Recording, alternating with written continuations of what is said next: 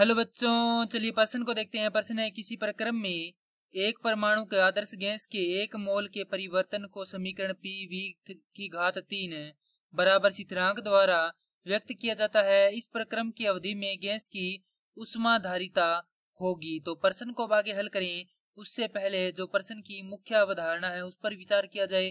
तो इस प्रश्न के लिए जो मुख्य अवधारणा है वह हो जाती है मेयर का संबंध। अर्थात हम यहाँ पर यह देखेंगे मेयर के संबंध का गणितीय रूप क्या होता है। तो मेयर के संबंध का गणितीय रूप होता है Cp घटाव Cv बराबर होता है R, जहां पर R क्या होता है, गैस नियतांक होता है। Cp होता है हमारे पास नियत दाब पर विशिष्ट उष्माधारिता, और जो हमारे पास Cv है वह होता है नियत आयतन पर विशिष्ट उष्माधारिता। अब प्रश्न को हल करते हैं। प्रश्न है कि किसी प्रक्रम में एक परमाणु का आदर्श गैस के 1 मोल के परिवर्तन को समीकरण PV की घात 3 बराबर स्थिरांक द्वारा व्यक्त किया जाता है। तो हमें यहाँ पर दिया गया है PV की घात 3 बराबर C। क्योंकि यहाँ पर परिवर्तन किस में हो रहा है, आदर्श गैस के आयतन में, यानी 1 मोल के में परिवर्तन हो रहा है। तो यहाँ पर हमारे पास नियत क्या है, हमारे पास नियत है दाब। तो हमें यहाँ पर Cp का मान निकालना है। अब चूंकि गैस क्या है, एक परमाणु है, तो एक परमाणु गैस वे होती है जो केवल एक ही परमाणु से मिलकर बनी हो, जैसे कि आर्गन है।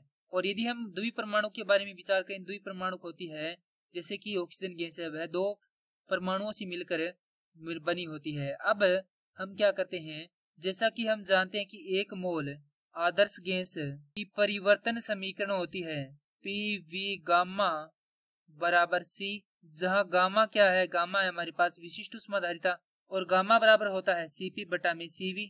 अब चूंकि ये हमारे पास मान लेते हैं समीकरण 1 है और ये समीकरण 2 है, तो समीकरण 1 व 2 से हम देखें तो गामा बराबर आएगा 3, तो हमारे पास Cp बराबर हो जाएगा 3 Cv। अब मेयर संबंध से जैसा कि हम जानते हैं Cp घटाव Cv बराबर होता है R के, तो यहाँ से हम क्या करते हैं, Cp का मान रखते हैं, तो 3 Cv घटाव में Cv बराबर होगा R, तो ये हो जाएगा 2 Cv बराबर R। तो Cv बराबर हो जाता है R बटा 2। अब हम क्या करेंगे, ये जो मान है ये हम रख देंगे सभी से समीकरण में पुनः। तो हमारे पास आएगा Cp घटाव में Cv का मान है R बटा 2 बराबर R। तो यहाँ से Cp बराबर हो जाएगा R योग में R बटा 2, तो ये हो जाएगा 3 बटा 2 R। और यही क्या है, हमारे प्रश्न का हल है। और यदि हम देखें तो यह उत्तर दिए गए विकल्पों में से विकल्प बी से मिलान करता है, तो प्रश्न के लिए सही उत्तर होगा विकल्प बी। मैं आशा करता हूं कि यह प्रश्न आपको समझ में आया होगा। धन्यवाद।